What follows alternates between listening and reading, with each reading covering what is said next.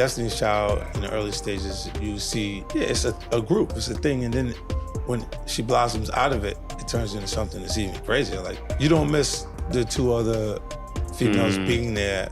Y'all call the internet Beyonce's internet. So is it not fair to come to the queen about evolving her business practices? And then when I think about how many songwriters that have written for this woman whose power has been taken, then it made me think about that song, Break My Soul, You Won't Break My Soul. And then I think about how many songwriters' souls have been broken. It appears that 50 Cent has issued a rather ominous warning to Black artists, advising them to tread carefully around the Carters, especially Beyoncé, who's reportedly facing accusations of swiping material from fellow artists. So, what exactly did he say? In a 2023 conversation with XXL, the G-Unit mogul sounded off on the importance of relationships in the music industry, and in the process, raised a few eyebrows when he insinuated it was Hov's marriage to Bey, and not necessarily his talent, that has contributed to his mainstream success. The same concept with the Super Bowl. See, they don't understand the relationship. They were trying to get Eminem to do the Super Bowl without me. It wasn't happening, Fifth said of his appearance at 2022's Super Bowl halftime show. He then drew attention to Jay-Z and Beyoncé's relationship. It's okay for the award shows not to give me the trophies. Even Jay-Z's career, you can look at that and say the association to Beyoncé is when he started to receive the 16-17 Grammys since he's been with Beyoncé. And you go prior to that, he had one. That came with the association. You see, Jay and Beyoncé's kids already have Grammys. They don't sing yet. They don't sing. They don't rap yet. And they already have Grammys in it. So they say, give them this trophy so we can secure that they're coming to the awards show. It meant that much to the culture they just gave them the things, he added, implying the Carter family's long list of accolades is more a PR scam. Now, this got several people thinking, could this be the case for Beyoncé as well? Is she also getting away with being a mediocre artist just because of her larger-than-life name? Well, songwriter Tiffany Red tends to believe so. I think Beyoncé is a brilliant artist. I also think that Beyoncé is a hypocrite. Tiffany Red has been speaking out against the music industry, particularly Beyoncé, for claiming credit for songs she didn't actually write. Tiffany has a notable track record, having worked with big names like Jennifer Hudson and Fantasia. She's fed up with artists like Beyoncé getting all the glory and money while songwriters like herself struggle to make a living. It's especially irksome that Beyoncé, who didn't contribute to the songwriting process, still gets a hefty share of the royalties. Tiffany points out that Beyoncé has been able to get away with this because she makes songwriters sign contracts that prevent them from speaking out against her unfair practices. But Tiffany has reached her breaking point and is now raising her voice against it. She emphasizes that Beyoncé isn't the only one guilty of this, but she's among the worst offenders. Even when Jay-Z publicly criticized the Grammys for not awarding Beyoncé Album of the Year, Tiffany didn't hold back. She basically said, maybe Beyoncé will win the Grammy for Album of the Year when she starts paying songwriters and stops taking publishing from them. I hear it's around 15 to 30%. By the way, Grammys don't pay the bills, pay songwriters. Beyoncé, Jay-Z, Parkwood, and Roc Nation. Additionally, in a lengthy video posted online, Red criticized a number of artists for taking songwriting credit where she claims it wasn't deserved. The Grammy-winning songwriter criticized the likes of Zendaya, Tamar Braxton, and Seven Streeter for taking a percentage of publishing on songs they didn't write or produce. Red then took aim at Beyoncé for similar practices. The reason I called out Beyoncé is because Beyoncé is the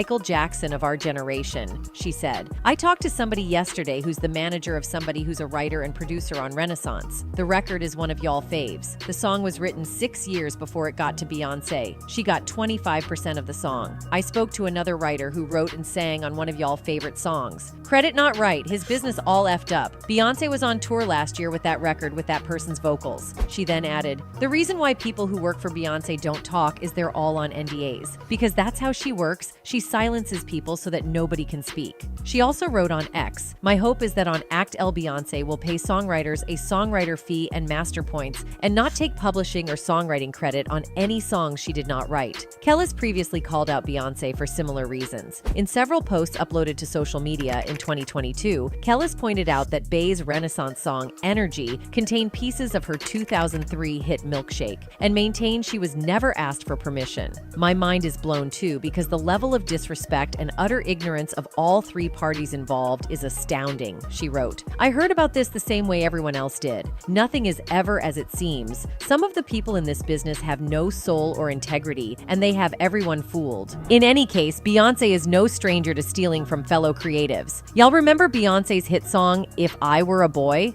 If I were a boy.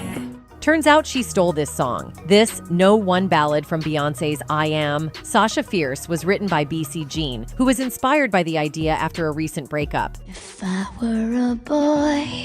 After writing the song with producer Toby Gad, she started shopping the song to labels as her lead single. However, once Beyoncé's team got a sniff of it, they decided to let Miss Carter record her own version. BC was credited as the songwriter, which was bizarre to her considering she didn't intend for anyone else to sing the song. It's an amazing compliment, but I was like, that's great, but it's going to be on my album, she said in 2011. And it can be on my album too. I just didn't realize how it worked. Sounds like someone was taken for a ride. However, BC later clarified that the internet exaggerated claims that her song was stolen. The story is not as bad as everyone's saying it is, she said. It's pretty much the best breakup ever and the best experience ever, and again, it'll be on my album coming out in January. Sounds like she's not telling the full truth, but whatever the case, at least she got a huge check out of the deal. Additionally, Bey also copied her countdown music video from a Belgian dancer. Beyoncé's choreography is iconic, but considering how long she's been in the game, it's probably hard for her and her team to constantly think of new and original ideas. That's probably why they lifted inspiration from Belgian choreographer Anne-Theresa de Keersmaker. Fans made side-by-side comparison videos to illustrate exactly how much was copied. Beyoncé later admitted that the video was meant to be an homage.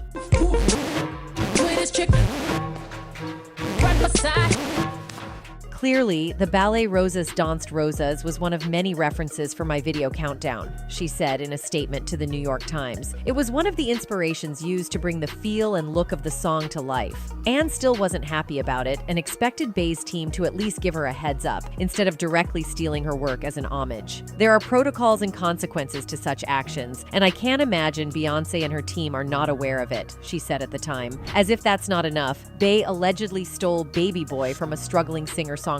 Back in 2003, artist Jennifer Armour sent a demo of her song, Got a Little Bit of Love for You, to Beyoncé's record label, Columbia Records. A few months later, she heard Baby Boy on the radio and thought the song sounded awfully familiar. She filed a lawsuit but ultimately lost because she couldn't prove to the judge that Bey physically heard her song first. Beyoncé also allegedly stole dance moves for her Formation World Tour. Dancer and choreographer Marlon Oritz called Bey out for stealing dance moves from her troupe's show, De La Guarda. She took her grievances to social media, where she wrote in a lengthy Instagram post that, while inspiration is nice, she and her struggling colleagues would at least like a little credit. Beyoncé, you have the nerve to steal exact concepts and choreography from other real creative geniuses. You stole from Breaking Surface, you stole the stomping from De La Guarda, Fuerza Bruta. It's okay to be inspired, but at least make the effort to make it your own. In any case, it seems her reputation for song stealing even persisted through her Destiny's Child days. Producer Terrence T. Rob Robinson filed a $200 million lawsuit against Destiny's Child for stealing his song Glorious, which he produced back in 2000. He showed the song to Bey's father manager Matthew Knowles, expecting the song to kickstart his career. Matthew disappeared with the song, and months later, Survivor was born without Terrence's name or credit. I know right now I would be one of the biggest, most sought-after producers, he said at a news conference about the alleged theft. It's unclear what became of the suit, so it was probably settled out of court. Additionally, it seems Beyoncé also lied about writing Crazy in Love. Crazy in Love is easily one of the best pop tracks of the 2000s, and according to Beyoncé, the song was the product of a genius collaboration between herself and producer Rich Harrison. The song came from me actually looking crazy one day in the studio, Beyoncé said at the time. I said, I'm looking crazy right now, and Rich Harrison, the producer, was like, that's the song. But that's not how Rich tells the story. According to him, after he played a sample of the track for Beyoncé, she then told him,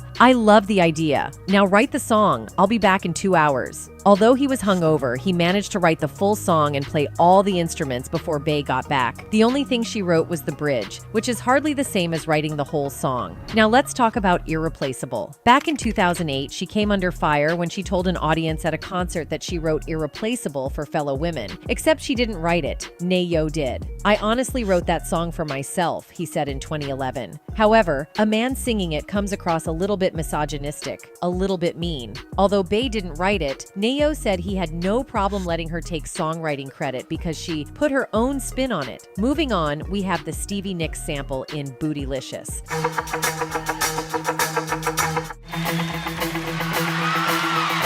That famous guitar riff from Stevie Nicks' Edge of 17 was sampled heavily in this track, and according to Beyoncé, it was her idea to use it. "It was 2000 and we were on our way to Japan," she said in her I Am Yours DVD, "and I came across this Stevie Nicks song. Something about this guitar riff reminded me of a voluptuous woman, and I said, I am gonna write a song to celebrate a woman's curves." Except using the sample wasn't her idea. It was producer Rob Fusari's, and he wasn't happy about Bey running around town taking credit. When he saw her on Barbara Walters lying about her involvement on the track again, he had enough. "I called Matthew, which was a big mistake," he told Billboard. "I called Matthew and said, 'Matthew, like, why?' He explained to me in a nice way. He said, 'People don't want to hear about Rob Fusari, producer from Livingston, New Jersey. No offense, but that's not what sells records. What sells records is people believing that the artist is everything.'" The scary thing about that exchange? Matthew was right. In 2018, Azalea Banks made claims that Bey tries to steal from talented women. Banks made the accusations in a couple of Instagram stories, in which she criticized Mrs. Carter for lacking originality. The controversial rapper claimed Bey used stolen choreography that was originally featured in her Count Contessa music video. The post came after Jay-Z and Beyoncé finished their two-night On the Run 2 tour stint at MetLife Stadium. "I realized that my ex-dancer Ashanti choreographed for Beyoncé and stole the original choreography Jip Jack made for Count Contessa," Banks wrote, before suggesting Beyoncé give her a job. "Beyoncé needs to get over herself and just hire me." But Banks insists she isn't the only artist who's been ripped off by Bey. She goes on to say that the Lemonade singer has pushed a message of female empowerment, but has always tried to steal from talented women and try to outdo them without success. "I really hope Beyoncé gets real with herself soon and humbles herself enough to accept the visions and full projects women who admire her put together for her," Banks continued. "Like, we don't need any more Beyoncé thought moments. I have no clue why she wants to be a regular B." The Fantasia rapper made similar accusations back in 2016 when she claimed Beyoncé exploited black female artists. "She's not an artist, she's a poacher. She takes food out of darker-skinned women's mouths and pretends to be inspired," Banks tweeted. "She needs to stay under Jay-Z's foot where she belongs and stay out of the creative woman's way." In any case, Beyoncé's copycat ways go beyond music to style. You see, a few months ago, Erykah Badu was raising eyebrows with a post that had fans questioning if she was throwing shade at Beyoncé for stealing her style, or was she also suggesting that Beyoncé keeps stealing from other artists and should be stopped. Okay, what had happened was Erykah Badu posted a photo of Beyoncé performing at her tour in East Rutherford, New Jersey, and captioned the photo of Bey's outfit, which featured a dramatic top hat. She also posted a picture of herself wearing something similar and captioned her photo, "I guess I'm everyone's stylist, favorite chrome mirror hat." So it's clear that Erykah has done the most with over-the-top hats through the years. Whether she's on stage or on a red carpet, she has been known to sport a towering fascinator. But does that mean that when Beyoncé wore a similar hat, she was biting her style? Well, a lot of people reacted to Erykah's post by saying she was reaching.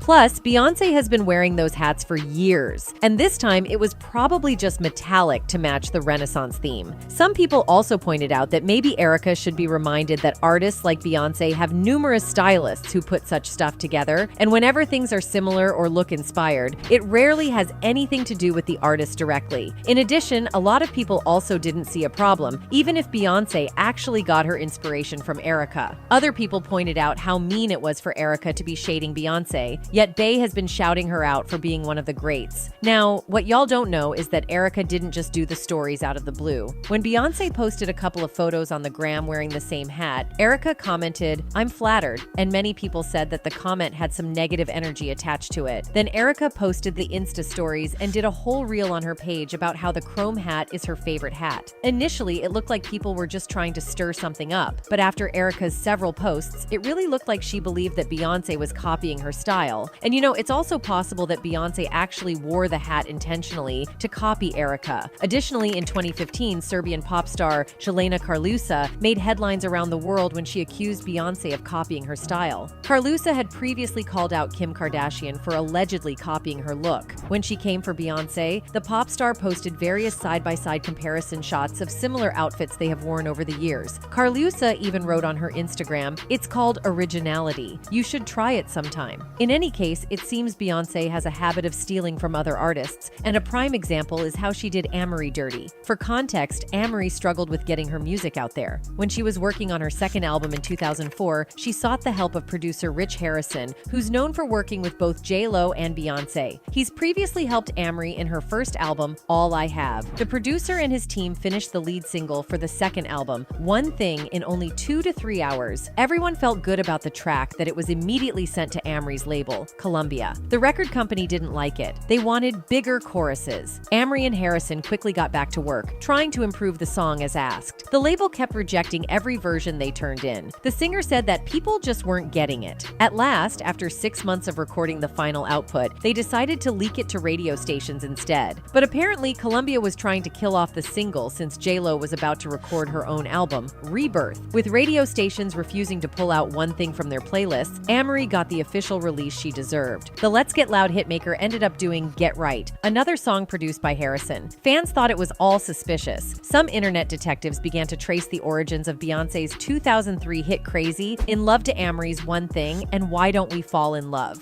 In an interview with MTV in 2004, the former Destiny's Child member said that what made Crazy in Love a hit was the horn hook. She explained that it has this go-go feel to it, this old school feel. I wasn't sure if people were going to get it. Fans argue that it was all Amory's signature. Though the Bayhive maintains that speculators are overreaching, many agree that it is fishy how Harrison first worked with Amory, but was later brought by Matthew Knowles to Beyoncé and Kelly Rowland. They also think that in this statement made by Harrison regarding Crazy in Love, he might have been referring to Amory's sound. "Yeah, I had it in the chamber," he said about finding the right artist for the track. "I hadn't really shopped it much because sometimes you don't want to come out of the bag before it's right. People don't really get it and you'll leave them with a foul taste in their mouth, so it was just something that I held on to until I got the call from B." In an unrelated statement, Amory said that you don't hear go-go outside of DC. She was discussing her journey in getting people in the industry to go for her go-go sound. "We did it the first time on Need You Tonight, which was a song on the last album, but we slowed it down a lot, and this time we did it on an up-tempo track. I was like, we have to do it in an up-tempo way because when you hear it on the radio in DC, it's fast. So it's a fresh sound for everybody but people in the DC, Maryland/Virginia area. They already know what it is." From that statement, Amory supporters gathered that it was highly possible that Harrison took inspiration from their collaborations. Aside from that, fans also noticed that around that time, Beyoncé started to imitate Amory's funk style in her music videos. But since Crazy in Love came out first, Queen Bee stans believe that the accusations are just ridiculous. In any case, even during her Destiny's Child days, Beyoncé and her team were also notorious for stealing. Producer Terrence T. Rob Robinson filed a $200 million lawsuit against Destiny's Child for stealing his song Glorious, which he produced back in 2000. Allegedly, he showed the song to Bey's father and manager at the time, Matthew Knowles, expecting the song to kickstart his career. However, Matthew disappeared with the song, and months later, Survivor came out. This list goes on